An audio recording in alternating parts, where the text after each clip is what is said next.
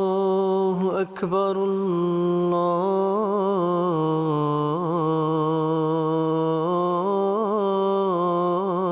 الله أكبر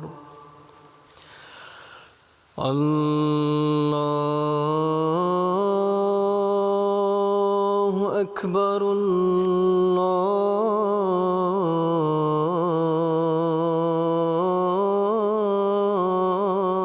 الله أكبر أشهد أن لا إله إلا الله أشهد أن لا إله إلا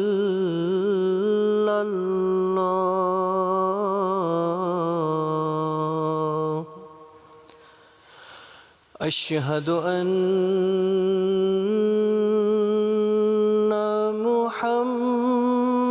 محمدًا رسول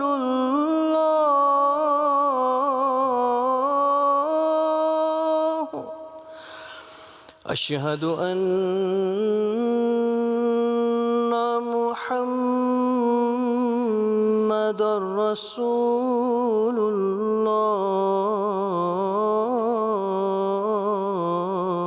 الله حي على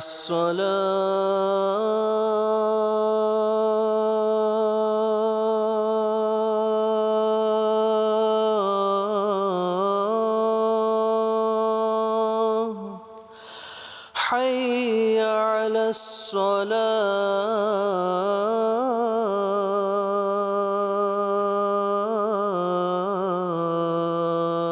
الصلاة حي على الفلاح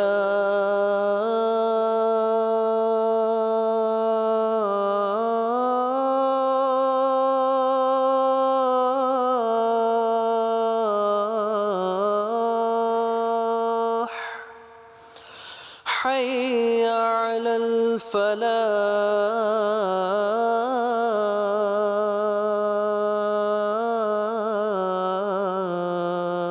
الفلاح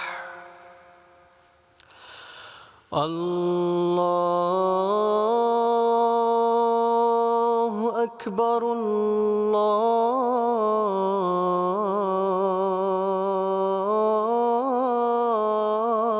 الله أكبر لا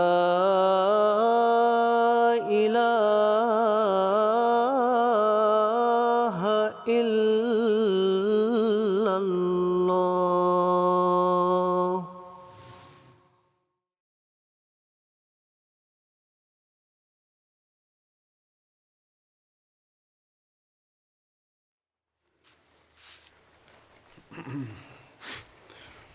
السلام علیکم ورحمۃ اللہ.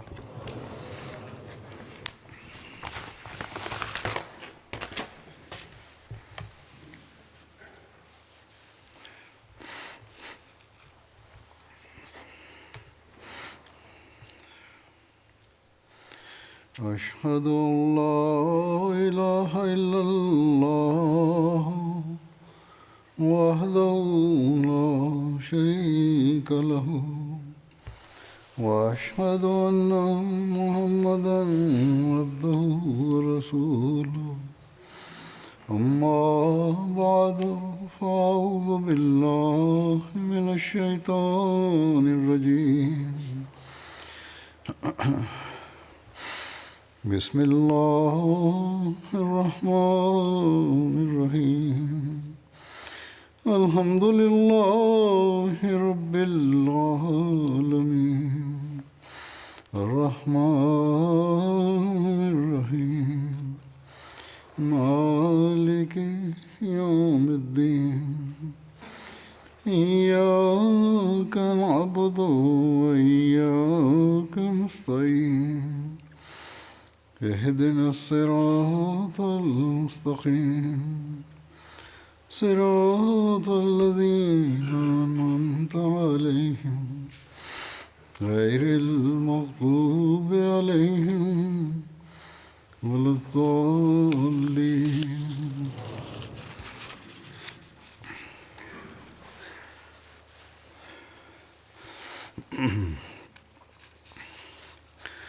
دعا سے متعلق بہت لوگ سوال کرتے ہیں. آج کل تو خاص طور پر خدا تعالیٰ اور دعا کے متعلق سوال اٹھتے ہیں. جبکہ باقاعدہ ایک منصوبہ بندی کے تحت دہریت کے حامی بھرپور حملہ خدا تعالیٰ کی ذات پر اور مذہب پر کر رہے ہیں. مختلف ذریعوں سے انسان کو خدا اور مذہب سے دور کرنے کی کوشش کی جا رہی ہے. شیطان انسان سے ہمدردی کا لبادہ اوڑھ کر اسے دین اور خدا تعالیٰ سے دور کرنے کی کوشش کر رہا ہے. ایسے حالات میں ہمارے لوگوں پر بھی بعض جگہ اور بعض دفعہ یہ شیطانی خیالات اثر ڈال دیتے ہیں، یا دنیا داروں اور مذہب کے خلاف چلنے والوں کی باتیں انہیں مذہب کے بارے میں اور خدا تعالیٰ کے بارے میں، عبادت کے بارے میں بے چینیاں پیدا کرنی شروع کر دیتی ہیں. شبہات دل میں پیدا ہونے شروع ہو جاتے ہیں جو کم علم ہوتے ہیں. اگر کبھی کسی ابتلا سے گزرے یا ناکامیوں کا سامنا کرنا پڑا تو کمزور ایمان والوں اور کم علم والوں کو فوراً یہ خیال آنے لگ جاتا ہے کہ یا تو مذہب غلط ہے جس پر ہم لوگ قائم ہیں، اور اصل میں اس کی کوئی حقیقت نہیں ہے، یا خدا تعالیٰ کی ذات ایسی نہیں کہ رحم کرتے ہوئے دعائیں سنیں اور ہمیں اس ابتلا اور امتحان سے نکالے، یا خدا تعالیٰ نے نعوذ باللہ ہم پر ظلم کیا ہے جو ہم اس حالت سے گزر رہے ہیں. باوجود دعاؤں کے ہماری پریشانیاں دور نہیں ہو رہی.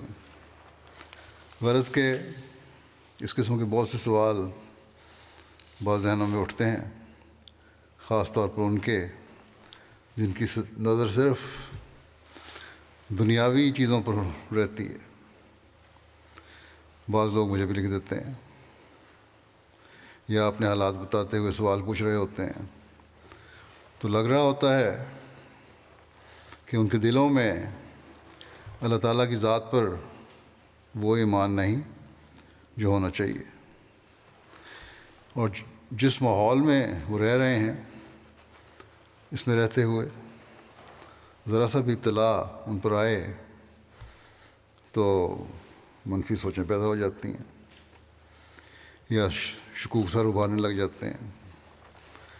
حالانکہ چاہیے تو یہ کہ اپنی حالتوں پر غور کریں، دیکھیں کہ ہم کس حد تک اللہ تعالیٰ کا حق ادا کرنے کی کوشش کر رہے ہیں، کس حد تک ہم اپنی عبادتوں کو سنوار کر ادا کرنے کی کوشش کر رہے ہیں، کس حد تک ہم نے اپنی دعاؤں کے معیار کو اونچا کیا ہے. اللہ تعالیٰ پر ایمان کی ہماری کیا حالت ہے؟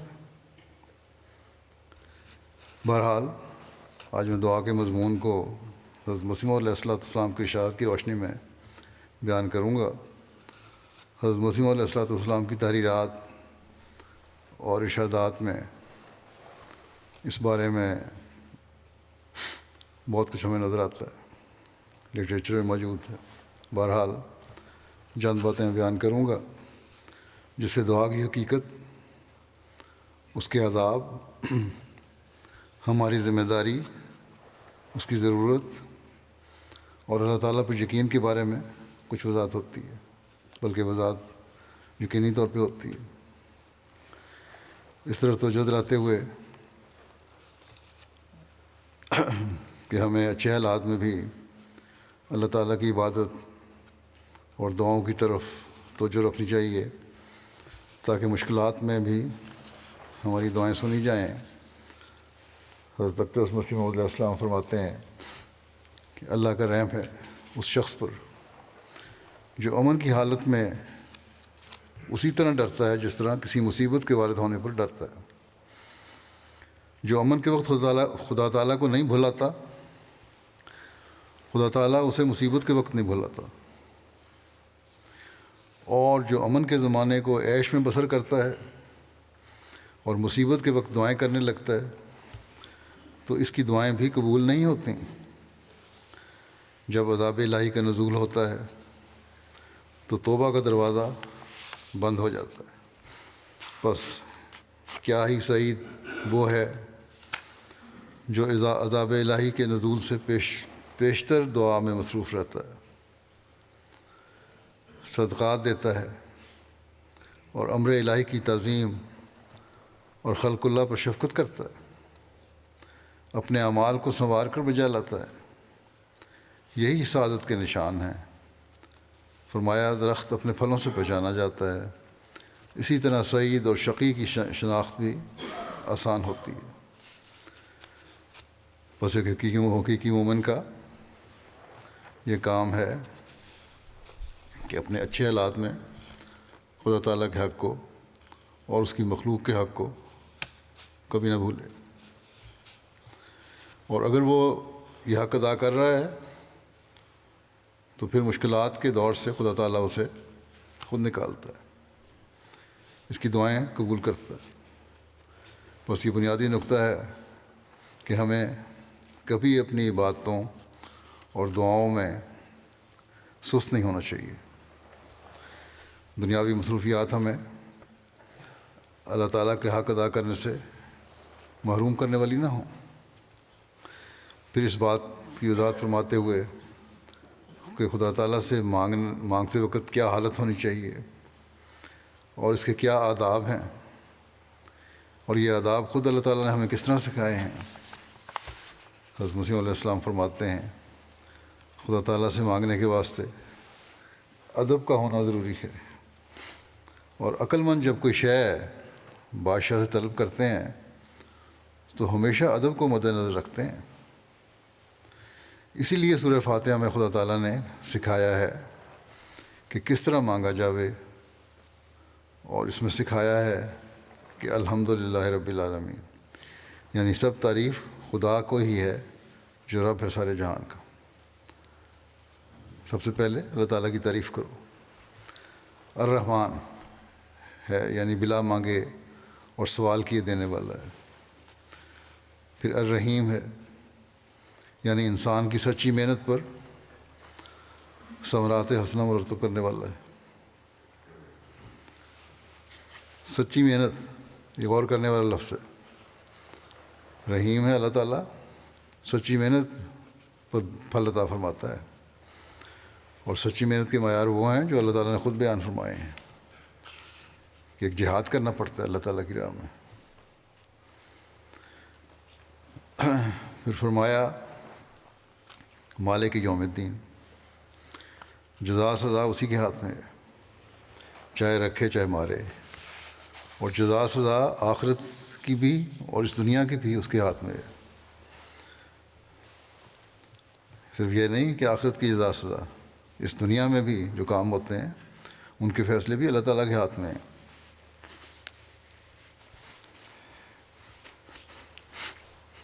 فرمایا کہ جب اس قدر تعریف انسان کرتا ہے تو اسے خیال آتا ہے کتنا بڑا خدا ہے جو کہ رب ہے، رحمان ہے، رحیم ہے، اسے غائب مانتا چلا آ رہا ہے اور اسے حاضر جان کر پکارتا ہے۔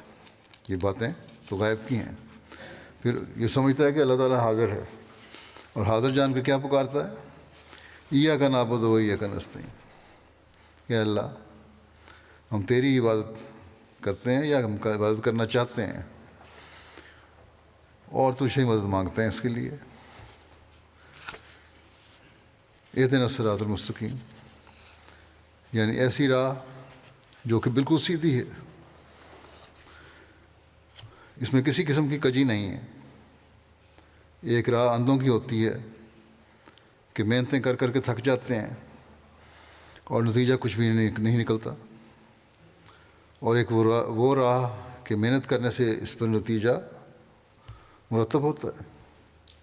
پھر آگے صراط الذین انعمت علیہم یعنی ان لوگوں کی راہ جن پر تو نے انعام کیا، اور وہی صراط مستقیم ہے جس پر چلنے سے انعام مرتب ہوتے ہیں. پھر غیر المغضوب علیہم نہ ان لوگوں کی جن پر تیرا غضب ہوا، اور ولضالین اور نہ ان کی جو دور جا پڑے ہیں، گمراہ ہو گئے. فرمایا کہ اہدنا الصراط المستقیم سے کل دنیا اور دین کے کاموں کی راہ مراد ہے. مثلا ایک طبیب ہے، جب کسی کا علاج کرتا ہے تو اسے ایک صراط مستقیم ہاتھ نہ آوے علاج نہیں کر سکتا. اسی طرح تمام وکیلوں اور ہر پیشہ اور علم کی ایک صراط مستقیم ہے کہ جب وہ ہاتھ آ جاتی ہے تو پھر کام آسانی سے ہو جاتا ہے. اس لیے دنیاوی کاموں میں بھی صراط مستقیم کی تلاش ہونی چاہیے، اور وہ اسی صورت میں ہو سکتی ہے جب اللہ تعالیٰ سے تعلق ہو. اب جس مجلس میں بیان فرما رہے تھے یہ، وہاں ایک صاحب نے اعتراض کیا کہ انبیاء کو اس دعا کی کیا ضرورت تھی، یہ تو عام آدمیوں کے لیے دعا ہے، انبیاء کو کیا ضرورت ہے اس دعا کی، نبی کریم صلی اللہ علیہ وسلم کیوں کرتے تھے، وہ تو پیشتر سے ہی صراط مستقیم پر ہوتے ہیں.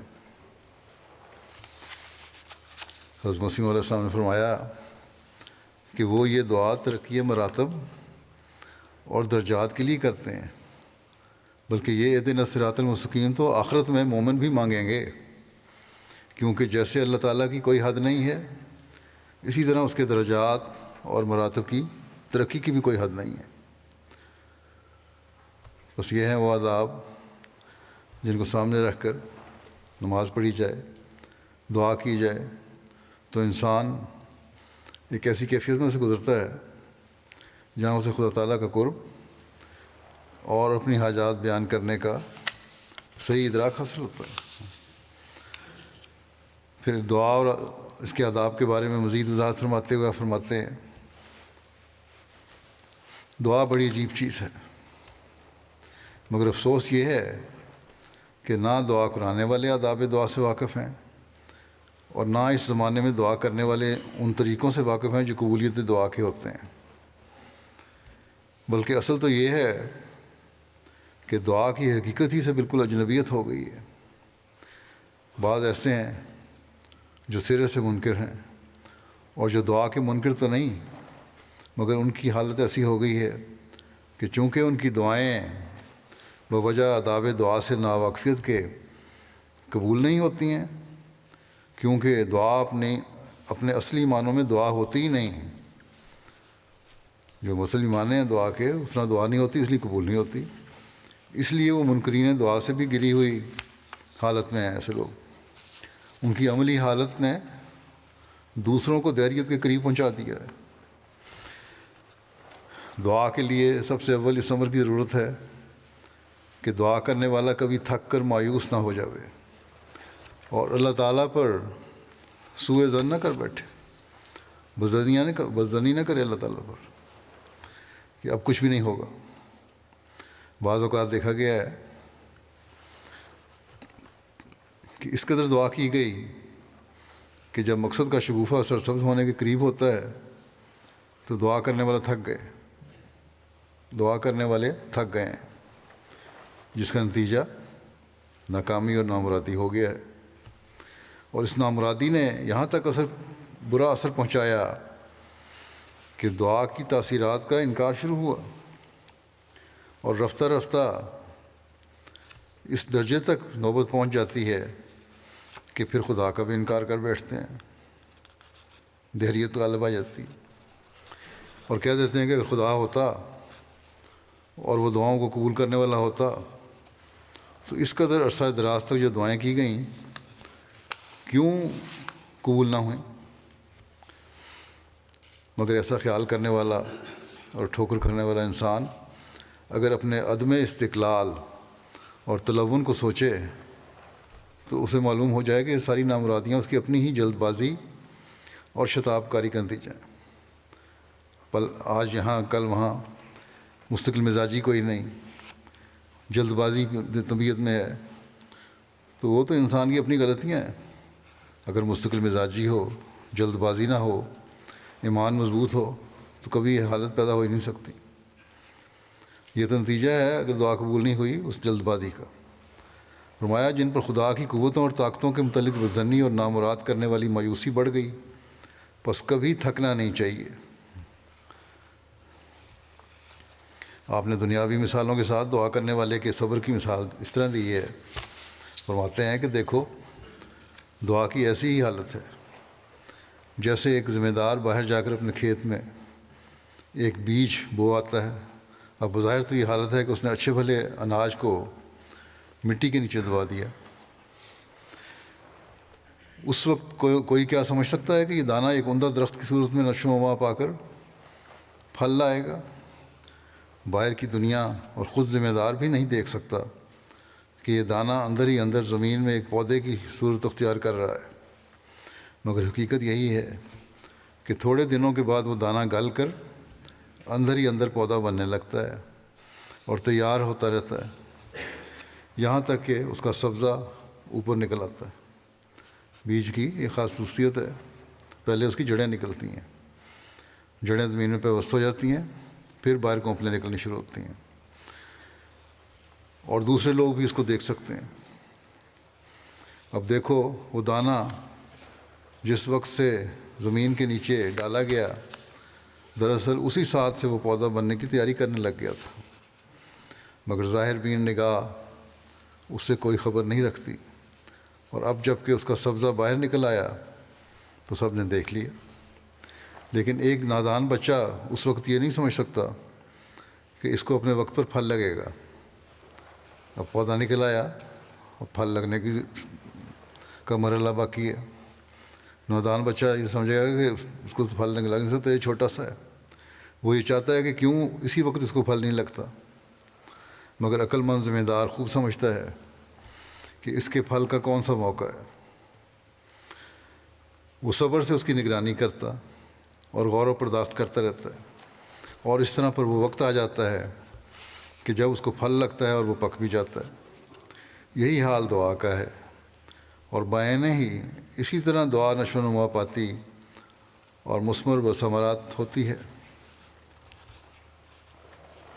جلد باز پہلے ہی تھک کر رہ جاتے ہیں، اور صبر کرنے والے معال اندیش استقلال کے ساتھ لگے رہتے ہیں۔ دور اندیش لوگ جو ہیں، نتیجے کو صبر سے دیکھنے والے لوگ جو ہیں، وہ مستقل مزاجی سے اپنے کام میں لگے رہتے ہیں، دعاؤں میں لگے رہتے ہیں، اور اپنے مقصد کو پا لیتے ہیں۔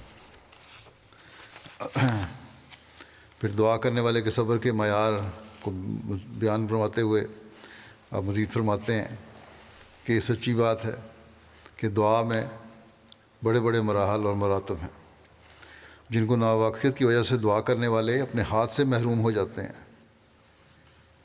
ان کو ایک جلدی لگ جاتی ہے اور وہ صبر نہیں کر سکتے، حالانکہ خدا تعالیٰ کے کاموں میں ایک تدریج ہوتی ہے۔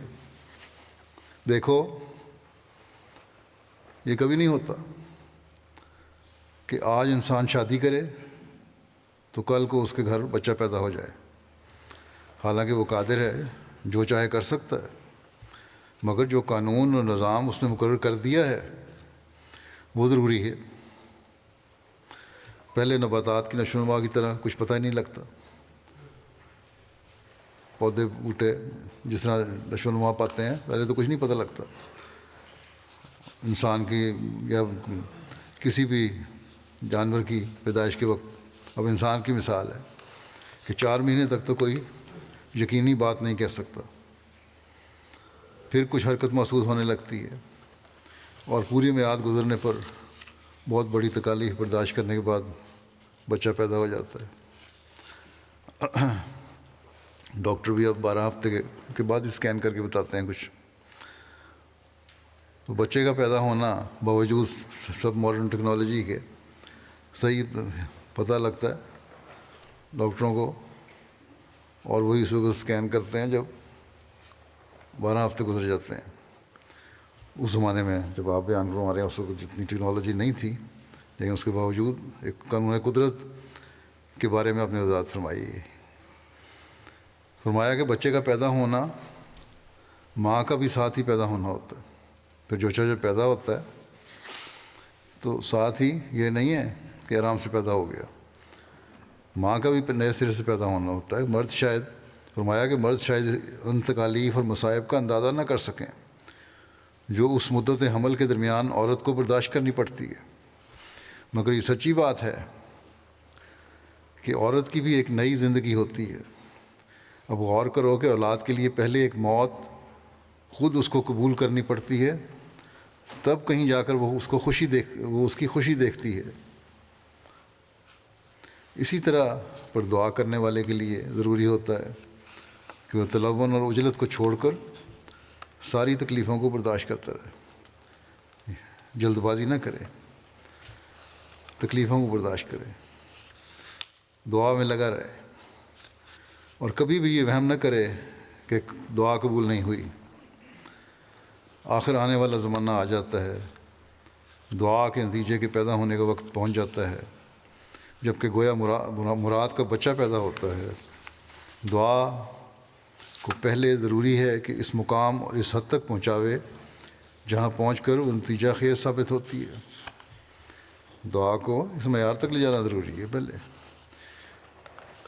فرمایا کہ جس طرح پر آتشی شیشے کے نیچے کپڑا رکھ دیتے ہیں اور سورج کی شعائیں اس شیشے پر آ کر جمع ہوتی ہیں اور ان کی حرارت اور حدت اس مقام تک پہنچ جاتی ہے جو اس کپڑے کو جلا دے، پھر یکایک وہ کپڑا جل اٹھتا ہے، اسی طرح پر ضروری ہے کہ دعا اس مقام تک پہنچے جہاں اس میں وہ قوت پیدا ہو جاوے کہ نامرادیوں کو جلا دے اور مقصد مراد کو پورا کرنے والی ثابت ہو جاوے۔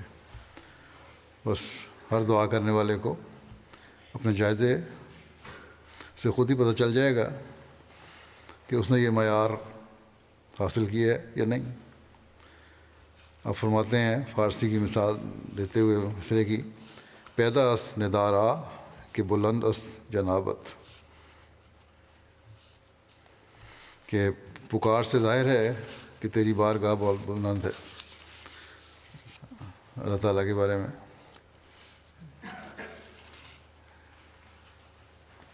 فرمایا کہ مدت دراز تک انسان کو دعاؤں میں لگے رہنا پڑتا ہے، آخر خدا تعالیٰ ظاہر کر دیتا ہے۔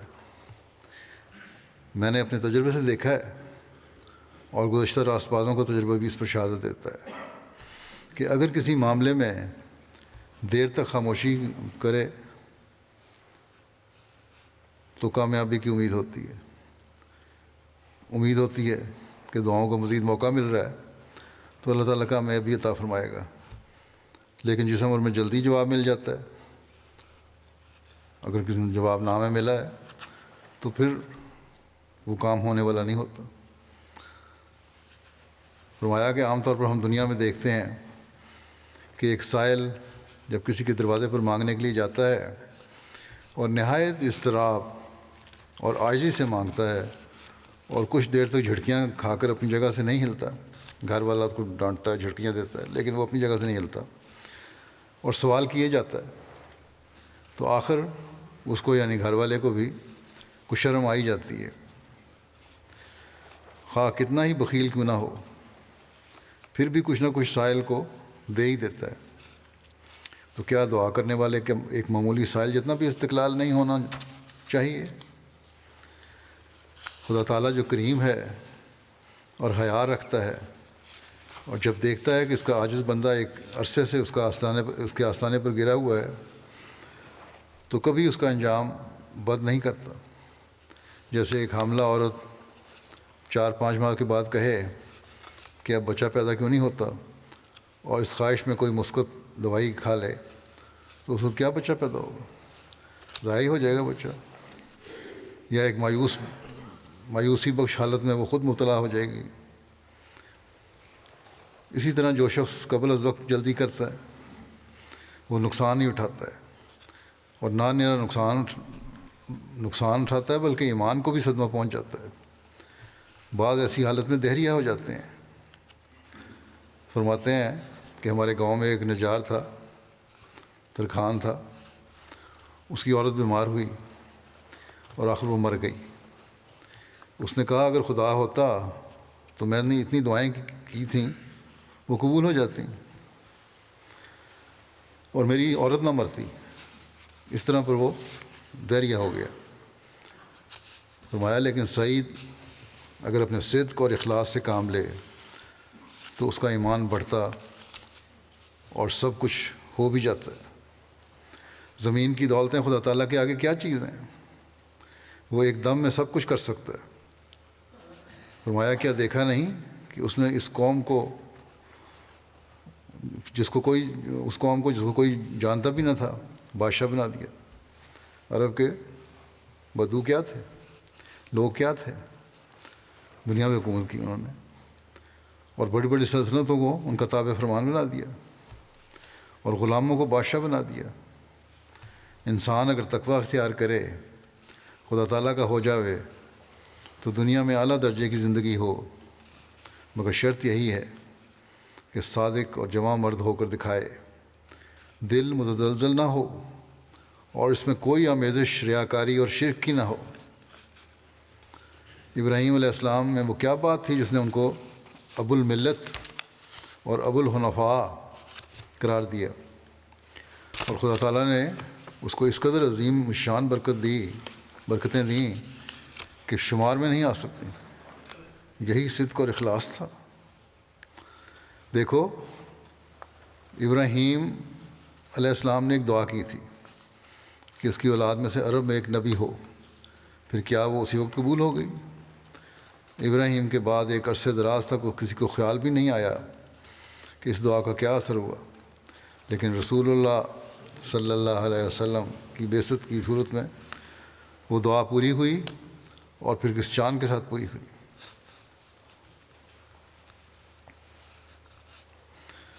بس جیسا کہ پہلے بیان ہو چکا ہے،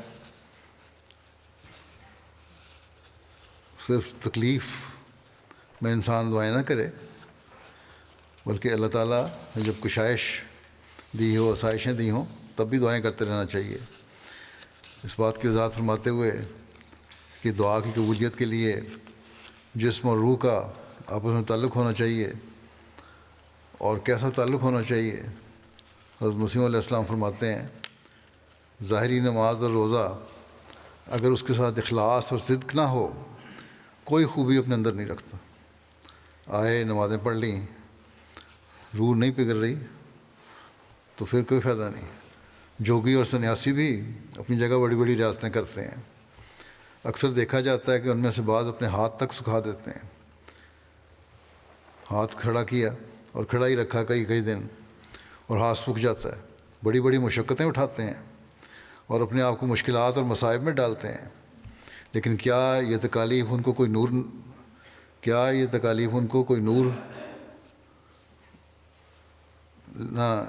لیکن یہ تکالیف ان کو کوئی نور نہیں بخشتی، اور نہ کوئی سکینت اور اطمینان ان کو ملتا ہے، بلکہ اندرونی حالت ان کی خراب ہوتی ہے۔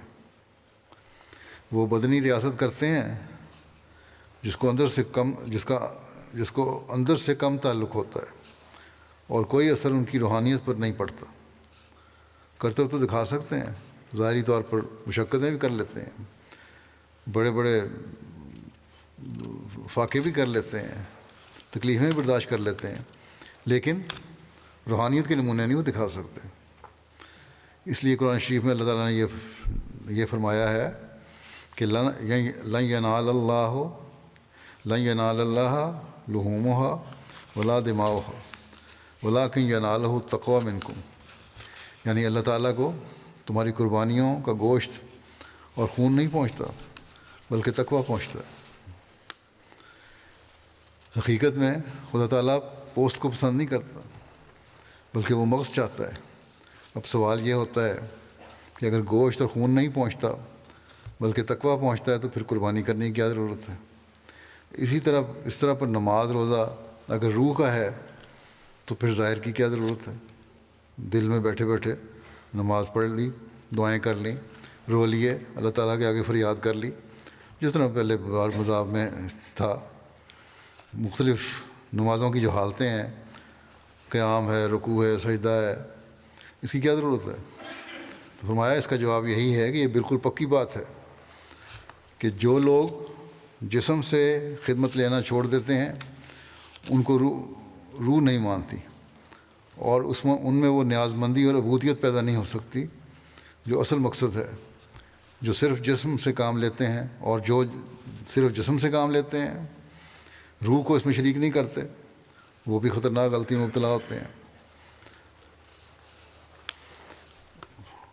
اور یہ جوگی اسی قسم کے ہیں جو اپنے جسموں سے تو کام لیتے ہیں، روح سے ان کا کوئی تعلق نہیں ہوتا۔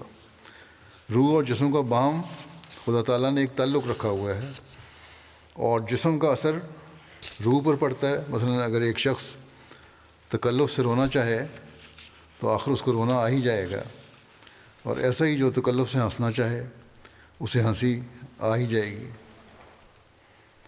اسی طرح پر نماز کی جس قدر حالتیں جسم پر وارد ہوتی ہیں، مثلا کھڑا ہونا یا رکوع کرنا، اس کے ساتھ ہی روح پر بھی اثر پڑتا ہے، اور جس قدر جسم میں نیاز مندی کی حالت دکھاتا ہے اسی قدر روح میں پیدا ہوتی ہے۔ جس قدر عاجزی ہوتی ہے، نیاز مندی ہوتی ہے، وہ روح میں بھی پیدا ہوتی ہے۔ اگرچہ خدا میرے سجدے کو قبول نہیں کرتا، اگر صرف سجدہ کر دیا اور اس میں کوئی عاجزی نہیں، عجز نہیں، نیاز مندی نہیں، روح اس کا ساتھ نہیں دے رہی، تو اللہ تعالیٰ اس سجدے کو قبول نہیں کرتا۔ مگر سجدے کو روح کے ساتھ ایک تعلق ہے، اس لیے نماز میں آخری مقام سجدے کا ہے۔ جب انسان نیاز بندی کے انتہائی مقام پر پہنچتا ہے تو اس وقت وہ سجدہ ہی کرنا چاہتا ہے۔ فطری بات ہے، وہ انتہائی عجز کی حالت دکھانا چاہتا ہے، جھک گئے، سجدہ میں چلے گئے۔ فرماتے ہیں جانوروں تک میں بھی یہ حالت مشاہدہ کی جاتی ہے۔ کتے بھی جب اپنے مالک سے محبت کرتے ہیں تو آ کر اس کے پاؤں پر اپنا سر رکھ دیتے ہیں اور اپنی محبت کے تعلق کا اظہار سجدے کی صورت میں کرتے ہیں۔ اس سے صاف پایا جاتا ہے کہ جسم کو روح کے ساتھ خاص تعلق ہے۔ ایسا ہی روح کی حالتوں کا اثر جسم پر نمودار ہو جاتا ہے۔ جب روح غمناک ہو تو جسم پر بھی اس کے آثار ظاہر ہوتے ہیں، اور آنسو اور پژمردگی ظاہر ہوتی ہے، طبیعت بجھی سے رہنے لگتی ہے۔ اگر روح میں غم ہے، کوئی انسان کے دل کے اندر کوئی غم ہے تو جسم بھی تھکا تھکا لگتا ہے، بجھی طبیعت رکھتی ہے، دوسروں کو بھی ظاہر ہو جاتا ہے کہ اس کی حالت کیا بن رہی ہے۔ کسی مجلس میں بیٹھنے کو دل نہیں کرتا، بیٹھے ہوں تو لوگ پوچھ رہے ہوتے ہیں کیا ہوا۔ فرمایا کہ اگر روح اور جسم کا باہم تعلق نہیں تو ایسا کیوں ہوتا ہے؟ دوران خون بھی قلب کا ایک کام ہے، مگر اس میں بھی شک نہیں کہ قلب آبپاشی جسم کے لیے ایک انجن ہے۔ خون چلتا ہے دل کے ذریعے سے، لیکن ایک انجن کے طور پہ چل رہا ہے دل۔ اس کے بست اور قبض سے سب کچھ ہوتا ہے۔ دل کا جو پمپ کرنا ہے اسی سے سب کچھ ہو رہا ہوتا ہے۔ غرض جسمانی اور روحانی سلسلے دونوں برابر چلتے ہیں۔ کبھی دل پھیلتا ہے پھر سکڑتا ہے، پھیلتا ہے سکڑتا ہے، وہی جو جسمانی نظام کو چلاتا ہے، خون کی گردش اس سے ہوتی ہے۔ کہتے ہیں جو جسمانی اور روحانی سلسلے بھی اسی طرح چلتے ہیں برابر۔ روح میں جب عاجزی پیدا ہو جاتی ہے پھر جسم میں پیدا ہو جاتی ہے۔ اس لیے جب روح میں واقعہ میں عاجزی اور نیاز مندی ہو تو جسم میں اس کے آثار خود بخود ظاہر ہو جاتے ہیں، اور ایسا ہی جسم میں ایک الگ اثر پڑتا ہے تو روح بھی اس سے متاثر ہو ہی جاتی ہے۔ اس لیے ضروری ہے کہ جب خدا تعالیٰ کے حضور نماز میں کھڑے ہو تو چاہیے کہ اپنے وجود سے عاجزی اور ارادت مندی کا اظہار کرو، اگرچہ اس وقت یہ ایک قسم کا نفاق ہوتا ہے، اگر یہ تو نفاق ہے نا کہ دل نہیں چاہ رہا، لیکن پھر بھی زبردستی عاجزی کا انتظار کرو، لیکن کرنا ہے، کیونکہ رفتہ رفتہ اس کا اثر دائمی ہو جاتا ہے، عادت پڑ جاتی ہے، اور پھر روح اور جسم دونوں ایک ساتھ کام کرنا شروع کر دیتے ہیں۔ اور فرمایا اور واقعی روح میں وہ نیاز مندی اور فروتنی پیدا ہونے لگتی ہے، اور جب یہ حالت پیدا ہونی شروع ہوتی ہے تو انسان کو نماز میں پھر لذت بھی آنے لگتی ہے۔ صرف اپنے مطلب کے لیے وہ خدا تعالیٰ کے حضور نہیں جاتا، بلکہ خدا تعالیٰ سے تعلق اور محبت میں نمازوں کی طرف توجہ کرتا ہے۔ پھر مزید وضاحت فرماتے ہوئے آپ فرماتے ہیں بعض لوگ کہتے ہیں کہ ہم کو نمازوں میں لذت نہیں آتی، مگر وہ نہیں جانتے کہ لذت اپنے اختیار میں نہیں ہے، اور لذت کا معیار بھی الگ ہے۔ ایسا ہوتا ہے کہ ایک شخص اشد درجے کی تکلیف میں مبتلا ہوتا ہے، مگر وہ اس تکلیف کو بھی لذت ہی سمجھ لیتا ہے۔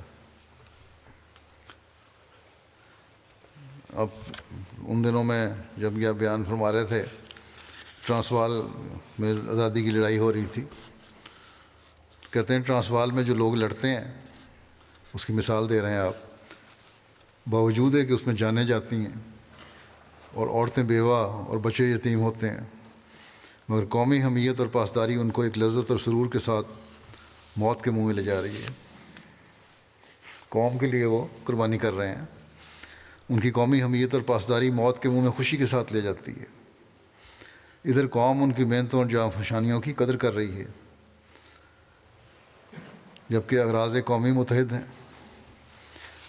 اغراض تو ایک ہی ہیں، ایک فریق قربانیاں کر رہا ہے اور دوسرے ان کو انکریج کر رہے ہیں، ان کی قدر کر رہے ہیں۔ پھر ان کی محنتوں کی قدر کیوں ہوتی ہے؟ ان کے دکھ اور تکالیف کی وجہ سے، کیونکہ وہ دکھ اٹھا رہے ہیں اس لیے ان کی قدر ہوتی ہے۔ ان کی محنت اور جافشانی کے باعث ان کی قدر ہوتی ہے، جو آزادی حاصل کرنے کے لیے تکلیفیں اٹھا رہے ہیں۔ غرض ساری لذت اور راحت دکھ کے بعد آتی ہے، اسی لیے قرآن شریف میں یہ قاعدہ بتایا ہے کہ ان مع العسر یسرا، اگر کسی راحت سے پہلے تکلیف نہیں تو راحت ہی نہیں رہتی۔ اسی طرح پر جو لوگ کہتے ہیں کہ ہم کو عبادت میں لذت نہیں آتی، ان کو پہلے اپنی جگہ سوچ لینا ضروری ہے کہ وہ عبادت کے لیے کس قدر دکھ اور تکالیف اٹھاتے ہیں۔ لذت نہیں آتی تو پہلے دیکھیں، سوچیں کہ تکلیف اٹھائی انہوں نے کوئی عبادت کے لیے۔ جس قدر دکھ اور تکالیف انسان اٹھائے گا وہی تبدیل صورت کے بعد لذت ہو جاتا ہے۔ فرمایا کہ میری مراد ان دکھوں سے نہیں کہ انسان اپنے آپ کو بے جا مشقتوں میں ڈالے اور مالا یطاق تکالیف اٹھانے کا دعویٰ کرے، بلکہ مراد یہ ہے کہ وقت پہ نمازوں کی طرف کی پورے ان کے جس کے جو لوازمات ہیں اس کے ساتھ تیاری کر کے ادا کرنے کی کوشش کرے، اور نیند کو بھی قربان کرے، اور اپنے کاروباروں کو بھی قربان کرے، اور وقت پہ نماز ادا کرنے کی کوشش کرے، اللہ تعالیٰ کا خوف دل میں پیدا کرے۔ بعض لوگ ایسے بھی ہیں جو خود تو کسی قسم کی تکلیف اٹھاتے نہیں یا اٹھانا نہیں چاہتے، اور سمجھتے ہیں کہ دوسروں سے دعا کروا کر ان کے مسائل حل ہو جائیں گے۔ پوچھو ان سے، بعض دفعہ تو یہ جواب ہوتا ہے کہ 5 نمازیں بھی باقاعدگی سے نہیں پڑھتے۔ ایک دفعہ ایک بیٹے نے اپنے باپ کے لیے حضرت مسیح علیہ السلام کو دعا کی غرض سے کہا، اور یہ دعا کسی ذاتی غرض کے لیے نہیں تھی بلکہ اس کے دین کے لیے تھی۔ اس پر حضرت مسیح علیہ السلام نے فرمایا کہ توجہ سے تم دعا کرو، تم خود توجہ سے دعا کرو۔ باپ کی دعا جس طرح بیٹے کے لیے قبول ہوتی ہے اور بیٹے کی باپ کے واسطے قبول ہوا کرتی ہے۔ فرمایا اگر آپ بھی توجہ سے دعا کریں، اس شخص کو فرما رہے ہیں آپ کہ اگر آپ بھی توجہ سے دعا کریں تو اس وقت ہماری دعا کا بھی اثر ہوگا۔ خود دعا کرو گے تو پھر میری دعاؤں کا اثر ہوگا، نہیں تو کوئی نہیں ہوگا۔ بس دعائیں کروانے والے صرف دوسروں کی دعاؤں پر انحصار نہ کریں بلکہ خود بھی توجہ سے دعا کریں۔ عبادت میں لذت کے حاصل کرنے کے طریقے کے بارے میں بیان فرماتے ہوئے مزید فرماتے ہیں کہ یاد رکھو کہ جب انسان خدا تعالیٰ کے لیے اپنے محبوب چیزوں کو جو خدا کی نظر میں مکروہ اور اس کے منشا کے مخالف ہوتی ہیں چھوڑ کر اپنے آپ کو تکالیف میں ڈالتا ہے تو ایسی تکالیف اٹھانے والے جسم کا اثر روح پر بھی پڑتا ہے۔ کیا تکلیف اٹھانی ہے؟ پہلے آیا تھا نا کہ تکلیف اٹھانی چاہیے۔ وہ کس قسم کی تکلیفیں؟ جو مکروہ چیزیں ہیں، جو اللہ کی منشا کے مخالف ہیں، ان کو چھوڑو۔ ان سے تکلیف بھی پہنچتی ہے اور چھوڑنے سے تو چھوڑو۔ تو ایسی تکالیف اٹھانے سے والے جسم کا اثر روح پر پڑتا ہے اور وہ بھی اس سے متاثر ہو کر ساتھ ہی ساتھ اپنی تبدیلی میں لگتی ہے، یہاں تک کہ کامل نیاز مندی کے ساتھ آستانہ الوہیت پر بے اختیار ہو کر گر پڑتی ہے۔ اس طرح جب تکلیفیں اٹھاؤ گے، اللہ کی خاطر چھوڑو گے بعض چیزوں کو، تو روح پر اس کا اثر ہوگا، اور جب روح پر اس کا اثر ہوگا تو نمازوں میں، سجدے میں، رکوع میں وہ روح اللہ تعالیٰ کے حضور گرے گی۔ یہ طریق ہے عبادت میں لذت حاصل کرنے کا۔ فرمایا تم نے دیکھا ہوگا کہ بہت سے لوگ ہیں جو عبادت میں لذت کا یہ طریق سمجھتے ہیں کہ کچھ گیت گا لیے یا باجے بجا لیے اور یہی اس کی عبادت ہوگی۔ آنکھیں بند کر کے مراقبے میں چلے گئے تو سمجھتے ہیں یہی عبادت ہو گئی، یا گیت سن لیے وہی عبادت ہو گئی۔ فرمایا اس سے دھوکہ مت کھاؤ۔ یہ باتیں نفس کی لذت کا باعث تو ہوں مگر روح کے لیے ان میں لذت کی کوئی چیز نہیں۔ ان سے روح میں فروتنی اور انکسار کے جوہر پیدا نہیں ہوتے اور عبادت کا اصل منشا گم ہو جاتا ہے۔ فرمایا کہ طوائف کی محفلوں میں بھی ایک آدمی ایسا مزہ حاصل کرتا ہے تو کیا وہ عبادت کی لذت سمجھی جاتی ہے؟ یہ باریک بات ہے جس کو دوسری قومیں سمجھ ہی نہیں سکتی کیونکہ انہوں نے عبادت کی اصل غرض اور غایت کو سمجھا ہی نہیں۔ حضرت ابراہیم علیہ السلام کی وفا اور آپ اپنے آپ کو تکلیف میں خدا تعالیٰ کی خاطر ڈالنے اور اس کے نتیجے میں اللہ تعالیٰ کے سلوک کی مثال دیتے ہوئے آپ فرماتے ہیں خدا تعالیٰ کا قرب حاصل کرنے کی راہ یہ ہے کہ اس کے لیے صدق دکھلایا جائے۔ حضرت ابراہیم علیہ السلام نے جو قرب حاصل کیا تو اس کی وجہ یہی تھی، چنانچہ فرمایا وہ ابراہیم الذی وفا، ابراہیم وہ ابراہیم ہے جس نے وفاداری دکھائی۔ خدا تعالیٰ کے ساتھ وفاداری اور صدق اور اخلاص دکھانا ایک موت چاہتا ہے۔ جب تک انسان دنیا اور اس کی ساری لذتوں اور شوقوں پر پانی پھیر دینے کو تیار نہ ہو جاوے اور ہر ذلت اور سختی اور تنگی خدا کے لیے گوارا کرنے کو تیار نہ ہو، یہ صفت پیدا نہیں ہو سکتی۔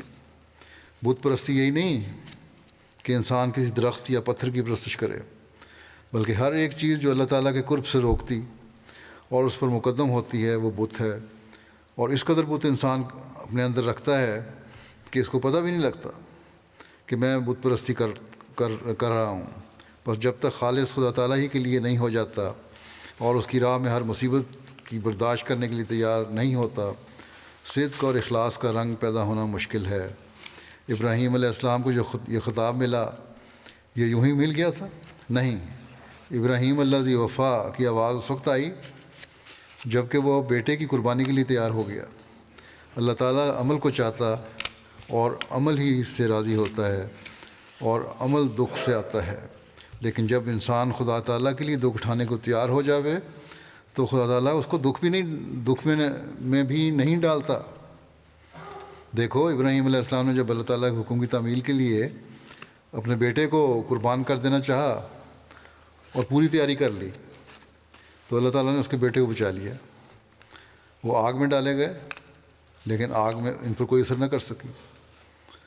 اللہ تعالیٰ کی راہ میں تکلیف اٹھانے کو تیار ہو جاوے تو خدا تعالیٰ تکالیف سے بچا لیتا ہے۔ ہمارے ہاتھ میں جسم تو ہے، روح نہیں ہے۔ فرمایا ہمارے ہاتھ میں جسم تو ہے، روح نہیں، لیکن اس میں کوئی شک نہیں کہ روح کا تعلق جسم سے ہے اور جسمانی امور کا اثر روح پر ضرور ہوتا ہے۔ اس لیے یہ کبھی خیال نہ کرنا چاہیے کہ جسم سے روح پر کوئی اثر نہیں پڑتا۔ جس قدر اعمال انسان سے ہوتے ہیں وہ اسی مرکب صورت سے ہوتے ہیں، یعنی جسم اور روح دونوں کو ملانے سے۔ الگ جسم یا اکیلی روح کوئی نیک یا بد عمل نہیں کرتی۔ یہی وجہ ہے کہ جزا سزا بھی دونوں کو متعلقات کا لحاظ جزا سزا میں بھی دونوں کے متعلقات کا لحاظ رکھا گیا ہے۔ بعض لوگ اسی راز کو نہ سمجھنے کی وجہ سے اعتراض کر دیتے ہیں کہ مسلمانوں کو بہشت جسمانی ہے، حالانکہ وہ اتنا نہیں جانتے کہ جب اعمال کے صدور میں جسم ساتھ تھا تو جزا کے وقت الگ کیوں کیا جاوے۔ غرض یہ ہے کہ اسلام نے ان دونوں طریقوں کو جو افراط اور تفرید کے ہیں چھوڑ کر اعتدال کی راہ بتائی ہے۔ یہ دونوں خطرناک باتیں ہیں، ان سے پرہیز کرنا چاہیے۔ مجرد تہذیب جسم سے کچھ نہیں بنتا، اور محض آرام طلبی سے بھی کوئی نتیجہ پیدا نہیں ہوتا۔ مشکلات میں ڈالنے سے جسم کو یہ کچھ نہیں بنتا، اور صرف آرام طلبی اگر کرو گے تو پھر بھی کوئی فائدہ نہیں ہوگا۔ روح اور جسم کو ملانا ضروری ہے۔ دعا کے زمانے میں بھی ابتلا آتے ہیں۔ حضرت مسیح علیہ السلام حضرت موسیٰ کی قوم کی مثال دیتے ہوئے کہ کس طرح ان پر ابتلا آئے اور لمبے ہوئے، فرماتے ہیں کہ ہر ایک کام کے لیے زمانہ ہوتا ہے، اور سعید اس کا انتظار کرتے ہیں۔ جو انتظار نہیں کرتا اور چشم زدن میں چاہتا ہے کہ اس کا نتیجہ نکل آوے، وہ جلد باز ہوتا ہے اور بامراد نہیں ہو سکتا۔ میرے نزدیک یہ بھی ممکن ہے اور ہوتا ہے کہ دعا کے زمانے میں ابتلا کے طور پر اور بھی ابتلا آ جاتے ہیں۔ جیسے حضرت موسیٰ علیہ السلام جب بنی اسرائیل کو فرعون کی غلامی سے نجات دلانے کے لیے آئے تو ان کو پہلے مصر میں فرعون نے یہ کام دیا ہوا تھا کہ وہ آدھا دن اینٹیں پتھا کریں اور آدھا دن اپنا کام کیا کریں۔ آدھا دن کی چھٹی ہوتی تھی ان کو، آدھا دن فرعون کا کام کرنا تھا۔ لیکن جب حضرت موسیٰ علیہ السلام نے ان کو نجات دلانے کی کوشش کی تو پھر شریروں کی شرارت سے بنی اسرائیل کا کام بڑھا دیا گیا۔ سزا کے طور پر یہ کیا ہوا، انہیں حکم ملا کہ آدھا دن تم اینٹیں پتھا کرو اور آدھا دن گھاس لایا کرو۔ وہ فرعون کے کام ہی ہوں گے، اپنے لیے کوئی وقت نہیں تھا ان کے پاس۔ حضرت موسیٰ کو جب یہ حکم ملا اور انہوں نے بنی اسرائیل کو سنایا تو بڑے ناراض ہوئے قوم ان کی، اور کہا کہ موسیٰ، خدا تم کو وہ دکھ دے جو ہم کو ملا ہے۔ اور بھی انہوں نے موسیٰ علیہ السلام کو بد دعائیں دیں، مگر موسیٰ علیہ السلام نے ان کو یہی کہا کہ تم صبر کرو۔ تو رات میں یہ سارا قصہ لکھا ہے کہ جو موسیٰ علیہ السلام انہیں تسلی دیتے تھے وہ اور بھی برف افروختہ ہوتے تھے اور بھی غصے میں آتے تھے۔ آخر یہ ہوا کہ مصر سے بھاگ نکلنے کی تجویز کی گئی، وہاں سے ہجرت کرنے کی تجویز ہوئی، اور مصر والوں کے کپڑے اور برتن وغیرہ جو لیے تھے وہ ساتھ ہی لے آئے، جو کچھ انہیں ملا تھا وہ بھی ساتھ لے لیا۔ جب حضرت موسیٰ علیہ السلام قوم کو لے کر نکل آئے تو فرعون نے اپنے لشکر کو لے کر ان کا تعاقب کیا۔ بنی اسرائیل نے جب دیکھا کہ فرعونیوں کا لشکر ان کے قریب ہے تو بڑے ہی مضطرب ہوئے۔ چنانچہ قرآن شریف میں لکھا ہے کہ اس وقت تو چلائے اور کہا انا لمدرکون، کہ اے موسیٰ ہم تو پکڑے گئے۔ مگر موسیٰ علیہ السلام نے جو نبوت کی آنکھ سے انجام کو دیکھتے تھے انہیں یہی جواب دیا، کلا انا معی ربی سیہدین، ہرگز نہیں، میرا رب میرے ساتھ ہے۔ تو رات میں لکھا ہے کہ انہوں نے یہ بھی کہا کہ کیا مصر میں ہمارے لیے قبریں نہ تھیں، اور یہ اضطراب اس وجہ سے پیدا ہوا کہ پیچھے فرعون کا لشکر اور آگے دریائے نیل تھا۔ وہ کہہ رہے تھے اگر مصر میں ہم رہتے تو وہاں بھی تو مرنا تھا، دفن ہو جاتے وہاں بھی۔ یہ تو اب بڑی مشکل میں آ گئے کہ آگے دریا ہے اور پیچھے فوج ہے جو ہمیں قتل و غارت کرے گی ساروں کو۔ بڑے پریشان تھے۔ فرمایا کہ وہ دیکھتے تھے کہ نہ پیچھے جا کر بچ سکتے ہیں نہ آگے جا کر، مگر اللہ تعالیٰ قادر و مقتدر خدا ہے۔ دریائے نیل میں سے انہیں راستہ مل گیا اور سارے بنی اسرائیل آرام کے ساتھ پار ہو گئے، مگر فرعونیوں کا لشکر غرق ہو گیا۔ یہ عظیم الشان معجزہ تھا جو ایسے وقت پر اللہ تعالیٰ نے ان کے لیے راہ پیدا کر دی، اور یہی متقی کے ساتھ ہوتا ہے کہ ہر ضیق سے، ہر تنگی سے اسے نجات اور راہ ملتی ہے۔ یجعل اللہ مخرجا، غرض ایسا ہوتا ہے کہ دعا اور اس کی قبولیت کے زمانے کے درمیان اوقات میں بسا اوقات ابتلا پر ابتلا آتے ہیں، اور ایسے ابتلا بھی آ جاتے ہیں جو کمر توڑ دیتے ہیں۔ مگر مستقل مزاج سعید الفطرت ان ابتلاؤں اور مشکلات میں بھی اپنے رب کی عنایتوں کی خوشبو سونگھتا ہے اور فراست کی نظر سے دیکھتا ہے کہ اس کے بعد نصرت آتی ہے۔ ان ابتلاؤں کے آنے میں ایک سر یہ بھی ہوتا ہے کہ دعا کے لیے جوش بڑھتا ہے، کیونکہ جس قدر اضطرار اور اضطراب بڑھتا جاوے گا اسی قدر روح میں گدازش ہوتی جائے گی، اور یہ دعا کی قبولیت کے اسباب میں سے ہے۔ گدازش پیدا ہونا، رکت پیدا ہونا اور توجہ پیدا ہونا دعاؤں کی طرف، یہ اس بات کی دلیل ہے کہ اللہ تعالیٰ قبول کرنا چاہتا ہے دعائیں، بس کبھی گھبرانا نہیں چاہیے اور بے صبری اور بے قراری سے اپنے اللہ پر بزدل نہیں ہونا چاہیے۔ یہ کبھی بھی خیال کرنا نہیں چاہیے کہ میری دعا قبول نہ ہوگی یا نہیں ہوتی۔ ایسا وہم فرمایا کہ ایسا وہم اللہ تعالیٰ کی اس صفت سے انکار ہو جاتا ہے کہ وہ دعائیں قبول فرمانے والا ہے۔ اگر ایسی صورت پیدا ہو جائے اللہ تعالیٰ کے خلاف تو پھر دہریت کی طرف قدم اٹھتے ہیں، اور آج کل تمام توجہ مذہب اور خدا تعالیٰ کے مخالفین کی، جیسا کہ میں نے کہا، اس طرف ہے کہ یہ دلوں میں ڈالا جائے کہ خدا تعالیٰ نے تمہیں کیا دیا، مذہب کا کیا فائدہ ہے، مذہب سست بناتا ہے، مذہب خیالی باتیں ذہنوں میں پیدا کرتا ہے۔ اور ایسے وقت میں ہر احمدی کا یہ کام ہے کہ اللہ تعالیٰ سے پختہ تعلق پیدا کرے، وقتی اور ضرورت کے وقت تعلق نہ ہو اور عبادت نہ ہو صرف، بلکہ سکون کے حالات میں، آسائش کے حالات میں بھی اللہ تعالیٰ سے تعلق ہو اور اپنی عبادتوں کی حفاظت ہو اور دعاؤں پر یقین ہو۔ اور بس یہی ایک احمدی کی ذمہ داری ہے، اور یہی بیعت کا حق ادا کرنا ہے۔ حضرت اقدس مسیح موعود علیہ السلام فرماتے ہیں کہ ہماری جماعت کے لیے اس بات کی ضرورت ہے کہ ان کا ایمان بڑھے، خدا تعالیٰ پر سچا یقین اور معرفت پیدا ہو، نیک اعمال میں سستی اور کسل نہ ہو، کیونکہ اگر سستی ہو تو پھر وضو کرنا بھی ایک مصیبت معلوم ہوتا ہے۔ چاہے جائے کہ وہ تہجد پڑھے، تہجد کے لیے اٹھنا تو بڑی بات ہے، عام نمازوں کے لیے وضو کرنا بھی مشکل لگتا ہے۔ فرمایا اگر اعمال صالحہ کی قوت پیدا نہ ہو اور مسابقت الی الخیرات کے لیے جوش نہ ہو، نیکیوں میں بڑھنے کے لیے جوش نہیں ہے اگر تمہارے اندر، تو پھر ہمارے ساتھ تعلق پیدا کرنا بے فائدہ ہے۔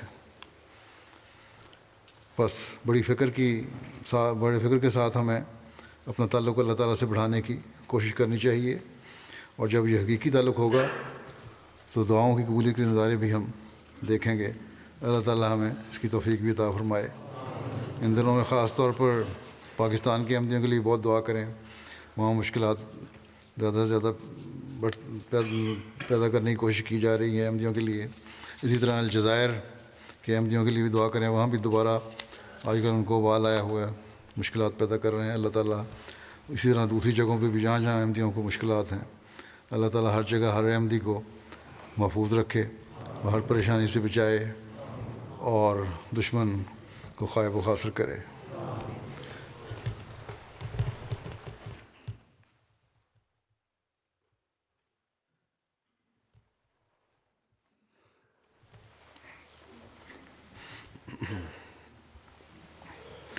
الحمد للہ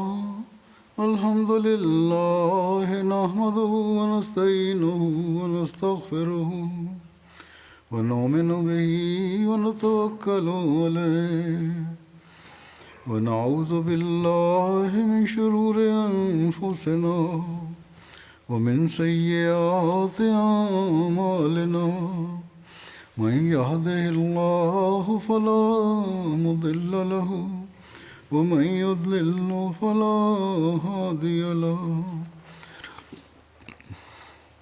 ونشهد أن لا إله إلا الله ونشهد أن محمدا عبده ورسوله عباد الله رحمكم الله إن الله يأمر بالعدل والإحسان وإيتاء ذي القربى وينهى عن الفحشاء والمنكر والبغي يعظكم لعلكم تذكرون اذكروا الله يذكركم وادعوه يستجب لكم ولذكر الله أكبر.